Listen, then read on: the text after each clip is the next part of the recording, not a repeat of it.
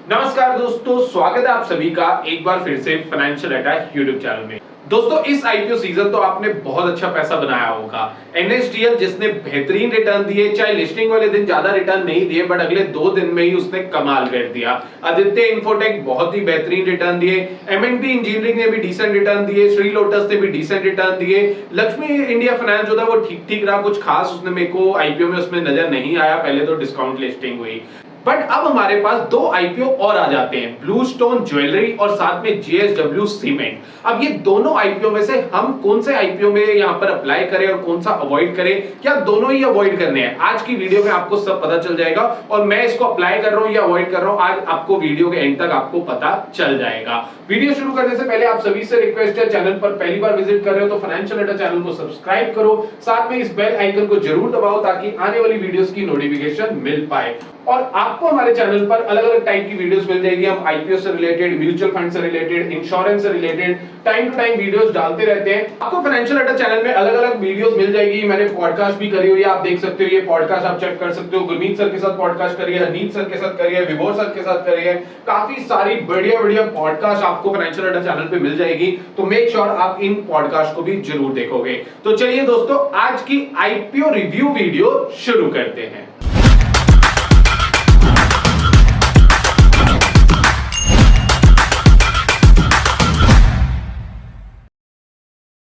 अब हमारे पास यहां पर 2 आईपीओ की वीडियो पे हम बात करने वाले हैं। पहली कंपनी है जेएसडब्ल्यू सीमेंट लिमिटेड और दूसरी है ब्लू स्टोन ज्वेलरी आईपीओ। और इन दोनों आईपीओ में से आपको कौन सा आईपीओ कंसीडर करना चाहिए और मैं क्या इन दोनों आईपीओ में अप्लाई कर रहा हूं, चलिए ये समझते हैं। तो सबसे पहले हम बात करेंगे जेएसडब्ल्यू आईपीओ के बारे में। तो यहां पर हम ओपन कर लेते हैं जेएसडब्ल्यू सीमेंट आईपीओ, सॉरी मैंने गलत बोल दिया होगा। तो जेएसडब्ल्यू सीमेंट आईपीओ, जो कि अगर बात करूं जेएसडब्ल्यू ग्रुप से है और इस ग्रुप की ऑलरेडी जितनी भी कंपनीज मार्केट में लिस्टेड है उन्होंने बेहतरीन रिटर्न्स दिए हैं, यानी अपने इन्वेस्टर्स को एक अच्छा प्रॉफिट निकाल के जेएसडब्ल्यू ग्रुप ने दिया है। बट क्या ये सीमेंट वाली कंपनी भी प्रॉफिट देगी, ये तो टाइम ही बताएगा। अभी बात करते हैं कि कंपनी क्या काम करती है। पहले कंपनी की बेसिक डिटेल्स के बारे में बात कर लेते हैं, कंपनी क्या काम करती है, और उसके बाद हम लोग देखेंगे इसका ओवरऑल फाइनेंशियल्स कैसे हैं। ठीक है, पहले यहां पर बात करते हैं। जेएसडब्ल्यू सीमेंट लिमिटेड इनकॉर्पोरेटेड हुई थी 2006 में। JSW cement limited manufacturer of green cement in India as a part of JSW group, यानी जो ये कंपनी है वो जेएसडब्ल्यू ग्रुप की एक बड़ा ग्रुप है इंडिया का। The company is committed to sustainability and innovation in the cement industry. ठीक है जी। कंपनी ऑपरेटेड 7 प्लांट्स, यानी इनके टोटल कितने प्लांट्स है? 7 प्लांट्स अक्रॉस द कंट्री, यानी इंडिया के अंदर 7 प्लांट्स है। कहां कहां पर प्लांट्स है आप देख सकते हो। कर्नाटका पे है, तमिलनाडु में है, महाराष्ट्र में है, ठीक है, आंध्र प्रदेश में है, उसके बाद वेस्ट बंगाल में है, उड़ीसा में है, और उसके साथ साथ यहां पर Jaipur plant and the majority owned Shiva cement plant clinker unit, यानी उनके साथ भी ये लोग काम कर रहे हैं। As of March 31st, 2025, JSW Cement Limited had an installed grinding capacity of 20.60 MMTPA, comprising 11 MMTPA in the southern region and 4.50 MMTPA in the western region and 5.10 MMTPA in the eastern region of India। यानी अलग अलग regions पे इन्होंने capacity के according अपने plants लगाए हुए हैं और इंडिया के अंदर इनके 7 सीमेंट के प्लांट्स यहाँ पर अवेलेबल है। तो देखिए, ग्रुप बहुत बड़ा है। जेएसडब्ल्यू कोई छोटा मोटा ग्रुप नहीं है, और जिस ग्रुप की ये कंपनी है जेएसडब्ल्यू सीमेंट, यानी वो अपने आप में एक बहुत बड़ा नाम है इंडिया के अंदर, और उससे रिलेटेड लिस्टेड कंपनीज ने डिसेंट गेन्स, यानी डिसेंट भी बोलूंगा, अच्छे रिटर्न्स दिए हैं, मल्टीबैगर्स रिटर्न दिए अपने इन्वेस्टर्स को। अब हम बात करते हैं इस कंपनी के फाइनेंशियल्स की, और फाइनेंशियल से ही हमें पता चलेगा कि क्या जेएसडब्ल्यू सीमेंट स्ट्रांग है या नहीं है। चलिए सबसे पहले यहाँ पर हम बात करते हैं फाइनेंशियल्स की तरफ। अगर हम चलें तो यहाँ पर सबसे पहले हम लोग बात करेंगे एसेट्स की।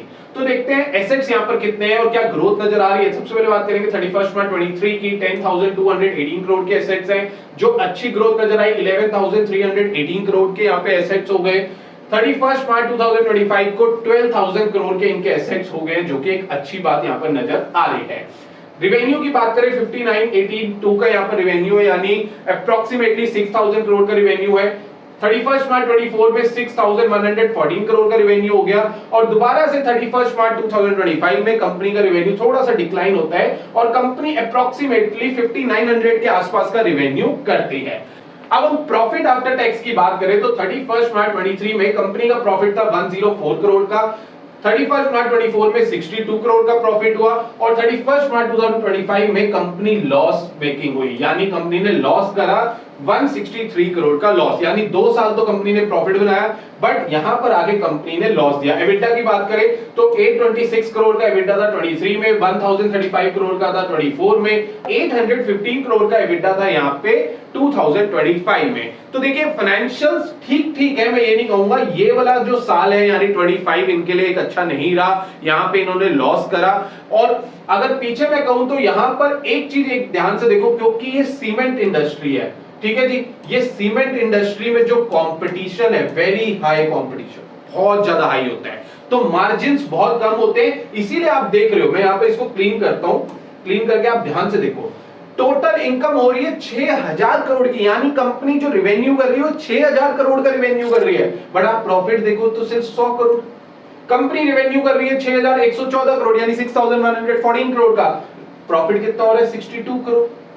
दैट मींस कि यहां पर मार्जिन्स बहुत ज्यादा कम है और मेजॉरिटी पैसा कहां पर जा रहा है, ध्यान से देखना, मेजॉरिटी पैसा जो ये लॉस आ रहा है या कम प्रॉफिट आ रहा है उसका रीजन है, देखो ध्यान से देखना, एबिटा और प्रॉफिट में आपको बहुत ज्यादा डिफरेंस दिखेगा।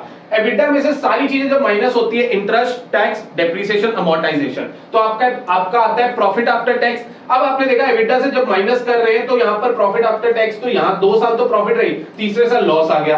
अब क्यों इनका यहां पर प्रॉफिट कम आ रहा है या लॉस आ रहा है, उसके पीछे रीजन है टोटल बोरोइंग्स, 6166 करोड़ की बोरोइंग्स है कंपनी के ऊपर। अभी अगर हम उसी तरफ रिजर्व्स देखें तो अप्रोक्सीमेटली 1300 करोड़ के रिजर्व्स हैं, बट यहां पर 6100 करोड़ की बोरोइंग्स है। अब इस आईपीओ में क्या ये बोरोइंग्स को कम करेंगे या नहीं करेंगे, ये हम आगे देखते हैं। और इससे पहले हम एक और चीज देख लेते हैं, ये आईपीओ जो है ये ऑफर फॉर सेल है या हमारा फ्रेश इशू है, इसको देखना बहुत जरूरी हो जाता है। चलिए यहां पर ध्यान से देख लेते हैं, टोटल इशू साइज है 3600 करोड़ का, फ्रेश इशू है 1600 करोड़ का और ऑफर फॉर सेल है 2000 करोड़ का, यानी इसमें कुछ प्रमोटर भी अपना माल बेच रहे हैं और यहां पर फ्रेश इशू भी होने वाला है।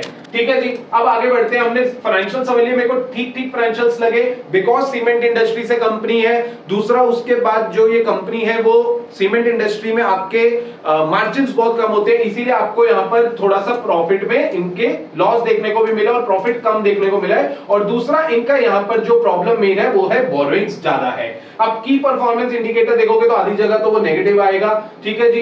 अब फिर भी हम बात कर लेते हैं, यहां पर देखो पैट मार्जिन्स भी नेगेटिव जा चुके हैं, रिटर्न ऑन नेटवर्थ भी नेगेटिव है बिकॉज कंपनी ने लॉस करा है।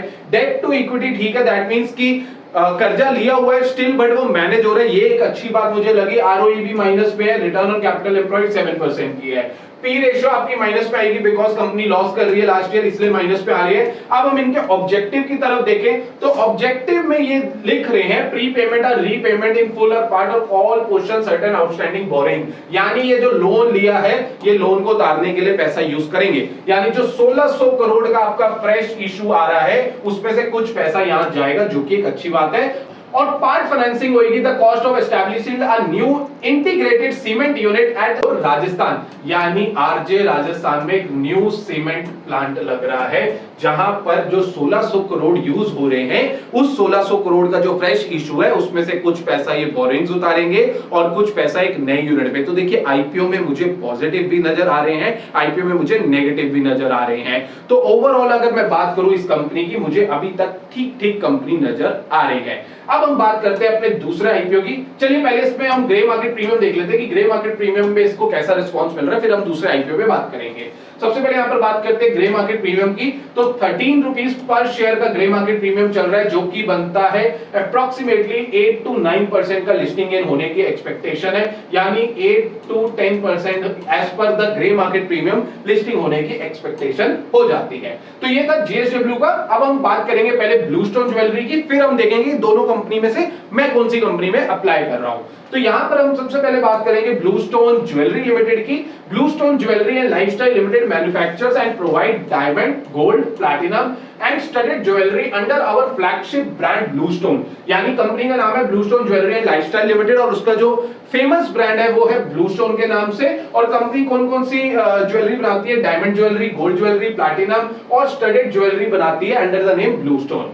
The company has a pan India presence. Company ऐसा नहीं है कि नॉर्थ में है या साउथ में है या ईस्ट में या वेस्ट में है, पैन इंडिया प्रेजेंस है जिसपे इनके पास 275 स्टोर्स है 117 सिटीज में, 26 स्टेट्स में and union territories of India as of March 31 2025, servicing over 12,600 pin code. यानी इंडिया के 12,600 पिन कोड पे ये लोग अपनी सर्विस दे रहे हैं। As of March 31, 2025, the company's network of stores comprised 200 company-owned store, यानी इनके 200 अपने स्टोर्स है और 75 यहाँ पे फ्रेंचाइजी स्टोर है और aggregate area of over 6,05,000 square feet. Company offer wide range of product, offer include rings, earrings, यानी रिंग्स भी बनाते हैं, इयररिंग्स भी बनाते हैं, necklace, pendant, solitaires, bangle, bracelet, chains और भी काफी सारे प्रोडक्ट्स जो है कंपनी यहां पर बनाती है। तो ज्वेलरी इंडस्ट्री से ये कंपनी बिलोंग करती है और ब्लू स्टोन के नाम से काफी फेमस कंपनी है। अब इसके एक बेसिक डिटेल्स की बात करते हैं और उसके बाद इस पे बात करेंगे इसके आईपीओ के फाइनेंशियल्स के बारे में। पहले हम बात करते हैं कि ये फ्रेश इशू है या ऑफर फॉर सेल है। तो यहां पर अगर आप ध्यान से देखोगे तो ये आईपीओ जो आपका है वो 1540 करोड़ का टोटल इशू साइज है, जिसमें से 820 करोड़ का यहाँ पे फ्रेश इशू है और 720 करोड़ का यहाँ पे ऑफर फॉर सेल होने वाला है। अब बात करते हैं इसके फाइनेंशियल्स की तरफ, देखते हैं कि क्या कंपनी फाइनेंशियली स्ट्रांग है या नहीं है। चलिए सबसे पहले बात करते हैं हम हमेशा बात करते हैं किसके बारे में? एसेट्स के बारे में। कंपनी के पास अच्छे एसेट्स हैं और वो ग्रो हो रहे हैं या नहीं हो रहे। 12,055 करोड़ के एसेट्स थे 23 में, 2,453 करोड़ के हो गए 24 में और 25 आते आते कंपनी के एसेट्स हो गए 3,532 करोड़। यानी एसेट्स में अच्छा इंक्रीज देखने को मिला है। टोटल इनकम की बात करें 787 करोड़ की थी 23 में, 1300 करोड़ की होगी सेल्स 24 में और 1830 करोड़ की सेल्स होगी यहां पर कब? 31 मार्च 2025। यानी 25 आते आते 1800 की सेल्स होगी और सेल्स अच्छे तरीके से इंक्रीज हो रही है, जो कि बहुत अच्छी बात नजर आ रही है। एबिटा की पहले बात करते हैं। यहाँ पे एबिटा नेगेटिव थी -56 करोड़, यहाँ पे एबिटा पॉजिटिव है 53 करोड़, यहाँ पे भी एबिटा पॉजिटिव है 25 में 73 crore. But profit after tax की मैं बात करता हूं तो 167 करोड़ का लॉस कंपनी करती है 23 में, 142 करोड़ का लॉस करती है यहाँ पे 24 में और 221 करोड़ का लॉस करती है यहाँ पे 25 में।